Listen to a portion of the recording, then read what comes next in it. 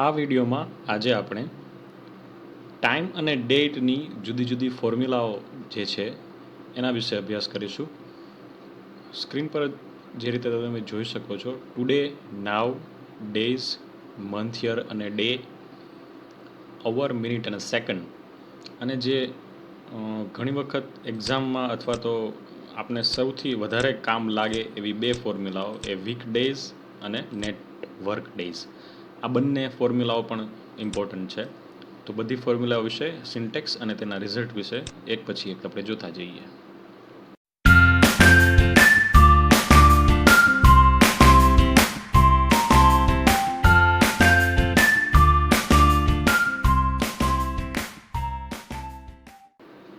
અહીંયા સ્ક્રીન પર જે રીતે તમે જોઈ શકો છો, ફર્સ્ટ ફોર્મ્યુલા જે છે એ ટુડે અને બે બ્રેકેટ આપણે અહીંયા ક્લોઝ કરી દીધા છે, સ્ટાર્ટ અને એન્ડ. કારણ કે આ ફોર્મ્યુલામાં કોઈ પણ જાતની આર્ગ્યુમેન્ટ નથી, મીન્સ કોઈ જાતનું ઇનપુટ આપણે કરવાનું નથી.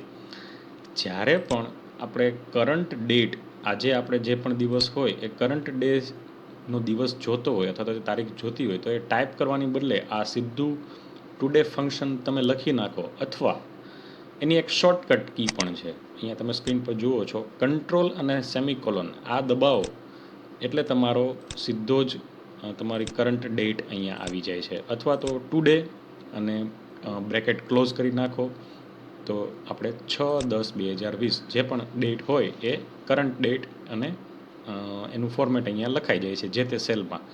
અહીંયા તમે જુઓ છો, કંટ્રોલ અને કોલન ટાઈપ કરીએ એટલે સીધી જ ડેટ આવી જશે. એની એક શોર્ટકટ કી છે. સેમ વે એક બીજું ફંક્શન છે નાવ. નાવ એ ડેટની સાથે ટાઈમ પણ આપે છે. તો એ નાવ પણ જ્યારે તમે લખો અને બ્રેકેટ ક્લોઝ કરી દો, NOW, સ્ટાર્ટ એન્ડ બ્રેકેટ અને ક્લોઝ બ્રેકેટ, તો એ કરી દો એટલે તરત જ ટાઈમ પણ સાથે આવશે. અહીંયા એની શોર્ટકટ કી છે એ કંટ્રોલ શિફ્ટ અને સાથે કોલમ. તમે કોઈ પણ જગ્યાએ, હું અત્યારે કંટ્રોલ શિફ્ટ અને કોલન પ્રેસ કરીશ એટલે સીધો ટાઈમ આવી જશે, રાઈટ. અને નાવ ફંક્શન કરો અને કંટ્રોલ શિફ્ટ કોલન કરો તો એ તમારું એ ખાલી ટાઈમ આપશે અને નાવથી ખાલી તમારું ડેટ સાથે ટાઈમ આપશે. એ તમે હોટ કીઝ જ્યારે ડિફાઇન કરી શકો, શોર્ટકટ કીઝ પણ આ રીતે ડિફાઇન કરી શકો, પણ એક્સેલ દ્વારા ડિફોલ્ટ જે આ બે કી આપવામાં આવે છે એ આ છે.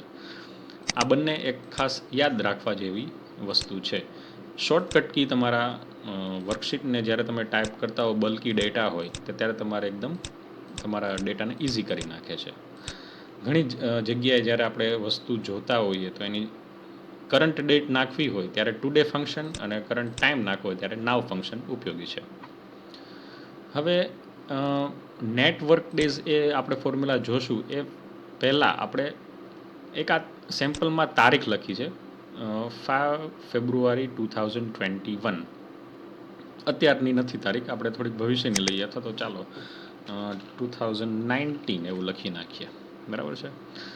હવે આ તારીખને આપણે પ્રોસેસ કઈ રીતે કરવાની છે એ જોઈએ. જ્યારે કોઈ પણ તારીખમાંથી મંથ, યર અને ડે આ બંને જુદું પાડવું હોય, ત્રણેય વસ્તુ જુદી પાડવી હોય ત્યારે આ ત્રણેય ફોર્મ્યુલાઓ ઉપયોગમાં આવે છે. કઈ રીતે જોઈએ? આ સેલનું એડ્રેસ અત્યારે B21 છે, એટલું આપણે જરાક અહીંયા નોટ કરી લઈએ. B21 છે. આ સિન્ટેક્સ મેં તમારા અન્ડરસ્ટેન્ડિંગ માટે જ ખાલી અહીંયા લખી છે. તો અહીંયા આપણે તમે જુઓ કે =MONTH મંથ લખશું અને આ સેલનું એડ્રેસ આપશું બ્રેકેટમાં, તો એ શું છૂટું પાડીને આપશે? મંથ. 2 એટલે ફેબ્રુઆરી, બરાબર છે. હવે અહીંયા ધારો કે આપણે કદાચ 3 લખ્યા હોત, માર્ચ લખ્યું હોત, તો અહીંયા શું છૂટું પાડીને આપે છે? એ મંથ આપે છે. સેમ વે જ્યારે યર આમાંથી તમારે એક્સ્ટ્રેક્ટ કરવું છે તો યર =યર B21 અને આ જે સેલ એડ્રેસ છે એ આપવાનું, તો તમને આપશે, અહીંયા તમે જુઓ છો ફોર્મ્યુલા, યર અને સીધું B21 એટલે આપણે આ રિઝલ્ટમાં એન્ટર આપીએ એટલે શું આપશે? 2019. સેમ વે ડે ડે બ્રેકેટમાં સીધો આ સોર્સનો સેલ નંબર એ આપણે જોઈએ તો સીધું તમને આપશે 5, એટલે 5મો દિવસ, 2019નું વર્ષ અને 3 નંબરનો મહિનો. આમાં એક ખાસ વસ્તુ, રિઝલ્ટમાં કોઈ પણ વસ્તુ આવશે એટલે એ પોતે નંબર પ્રમાણે આપશે. 3 નંબર આપણે ખ્યાલ આવી જ જાય કે ભાઈ માર્ચનો મહિનો હોય 2019 પણ ખ્યાલ આવી જાય, 5th day of 2019 of month March, right.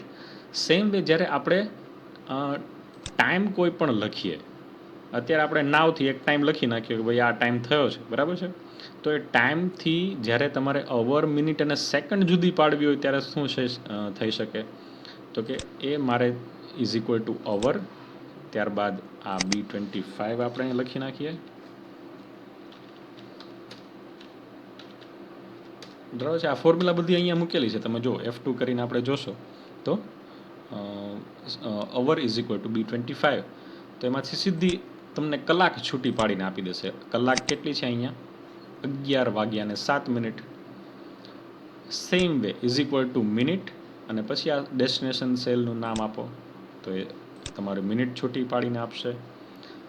Same way second છૂટી પાડવી હોય તો એ 18 સેકન્ડ છૂટી પાડી દેશે, રાઈટ. તો આ અવર, મિનિટ અને સેકન્ડ અને મંથ, યર અને ડે આ બધા એકદમ કોમન ફંક્શન છે. તો આને એક તમારે જ્યારે પણ વર્કશીટ ડિઝાઇન કરતા હો અને ક્યાંક ટાઈમનો અથવા તો કંઈ ડેટનો એવો ડેટા હોય તો એ ડેટામાંથી જ્યારે મંથ, યરને તમારો દિવસ છૂટો પાડવો હોય અથવા તો ટાઈમમાંથી કંઈ છૂટું પાડવું હોય તો ત્યારે આ બધી ફોર્મ્યુલા ઉપયોગી છે. એક બીજું એક હવે ડે એક ફંક્શન છે, સિમિલારિટી એક તમને નોટ કરવા જેવી છે. એ જ રીતે ડેઝ એવું એક ફંક્શન છે, એવી રીતે વીક ડે એ પણ એક ફંક્શન છે. હવે વીક ડેનું ક્યારે ઉપયોગ થઈ શકે એ જોઈએ. અહીંયા આપણે એક તારીખ લખી લીધી છે 2nd of October 2020, રાઈટ. તો 2020માંથી આપણે એવું શોધવું છે કે કયા વારે કયો દિવસ હોવો જોઈએ, અથવા તો મીન્સ છે 2 ઓક્ટોબરે આપણે કેલેન્ડરમાં જોયા વિના જોવું છે કે ભાઈ કયો દિવસ હતો ત્યારે. તો એક્સેલ આપને વીકડે નામની એક ફેસિલિટી આપે છે કે જેમાં એ પોતે રિઝલ્ટમાં કોઈ એક નંબર આપીને આપને એવું કહે છે કે ભાઈ આ દિવસે 6 નંબર હતો. એટલે એક્સેલના પોતાના ફોર્મેટમાં એવું ડિફાઇન છે કે 1 નંબર એટલે સન્ડે હોય, 2 number Monday, 3 number Tuesday, 4 number Wednesday, 5th of Thursday, 6th number Friday અને 7th ઓફ સેટરડે. તો આ રીતે એનું પ્રી ડિફાઇન છે. હવે જ્યારે ઇઝ ઇક્વલ ટુ વીકડે કરીએ અને પછી આ સેલનું એડ્રેસ આપીએ ઇઝ ઇક્વલ ટુ વીકડે B29, તો આપને રિઝલ્ટમાં શું મળશે? જુઓ અહીંયા તમે આ ફોર્મ્યુલા ટાઈપ કરેલી છે. તો રિઝલ્ટમાં ત્યારે આવે છે 6. તો 6 એટલે કયો થશે? ફ્રાઈડે. એટલે 2 ઓક્ટોબર 2020 કયો દિવસ હતો? તો કે ત્યારે ફ્રાઈડે હતો. આપણે એના પરથી જોઈ શકીએ. અહીંયા આપણે સિમ્પલ લોજિકથી 1 ઓક્ટોબર કરીએ તો 5 આવવું જોઈએ. 5 એટલે થર્સડે થશે. તો અહીંયા જુઓ છો 5 આવી ગયું, 5 એટલે થર્સડે, રાઈટ. તો એક વીકડેની ફોર્મ્યુલા હતી. હવે નેટ વર્ક ડેઝ અને ડેઝ આ બધી ફોર્મ્યુલાઓ આપણે જોઈએ. એની પહેલાં એક ડેઝ વાળી ફોર્મ્યુલા જોઈ લઈએ. આપણે અહીંયા ડેટા તરીકે શું લીધેલું છે? તો કે સ્ટાર્ટ ડેટ એક લીધી છે અને એક એન્ડ ડેટ લીધી છે. સ્ટાર્ટ ડેટ મેં ધારો કે લીધી છે 10 જાન્યુઆરી 2012 અને એન્ડ ડેટ લીધી છે 3 જાન્યુઆરી 2013 લીધી છે. હવે આ એક વર્ષનો જે અથવા તો એક વર્ષની અંદરનો જે સમયગાળો છે એને આપણે ધ્યાનમાં લેશું. અત્યારે તમે આ હોલિડે વાળો જે પોર્શન છે એ અત્યારે ઇગ્નોર કરજો, કારણ કે એ વસ્તુ આપને ઉપયોગમાં આવશે નેટવર્ક ડેઝમાં. તો અત્યારે સ્ટાર્ટ ડેટ શું છે અને એન્ડ ડેટ શું છે? હવે આ બંને તારીખ વચ્ચેના એટલે કે 10 જાન્યુઆરી 2012 અને 3 જાન્યુઆરી 2013 આ બંને વચ્ચેના જ્યારે તમારે દિવસો ગણવા હોય કે ભાઈ આ બંને વચ્ચે દિવસો કેટલા છે, તો એ તમારે જોવું હોય તો એ ખાલી is equal two days B17, એટલે કે આપણે પહેલાં સ્ટાર્ટ ડેટ આપવી પડશે અને પછી એન્ડ ડેટ આપવી પડશે. હવે અહીંયા જ આપણે ફોર્મ્યુલાની કોપી કરી લઈએ. B16 આપણે અહીંયા મૂકી દઈએ. B16 એટલે એન્ડ ડેટ છે, એટલે પહેલાં એન્ડ ડેટ આપવાની. અહીંયા સિન્ટેક્સમાં તમે જુઓ છો, અહીંયા એન્ડ ડેટ આવશે અને પછી સ્ટાર્ટ ડેટ આપવાનું એક્સેલ આપને સૂચવે છે. તો એન્ડ ડેટ આપણી કઈ છે? 3 જાન્યુઆરી 2013 અને પછી કોલન કરીને બીજી શું આપવાની છે? તો કે સ્ટાર્ટ ડેટ.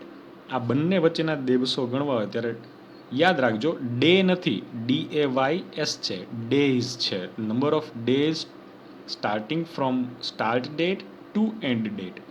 તો આપણે એન્ટર મારશું એટલે 359 એવા ડેટ નંબર ઓફ ડેઝ આવશે. આ બંને વચ્ચે કેટલા છે તો કે 359 દિવસનો એક્ઝેક્ટ ડિફરન્સ છે. આ થયું ડેઝ ફંક્શન. હવે નેટવર્ક ડેઝ એ કઈ રીતે જુદું પડે છે એ જોઈએ. બરાબર છે. નેટવર્ક ડેઝ કઈ રીતે થશે જોઈએ. આપણે આ ફોર્મ્યુલાને કરેક્ટ કરી લઈએ. અહીંયા સિન્ટેક્સ આ રીતે થશે.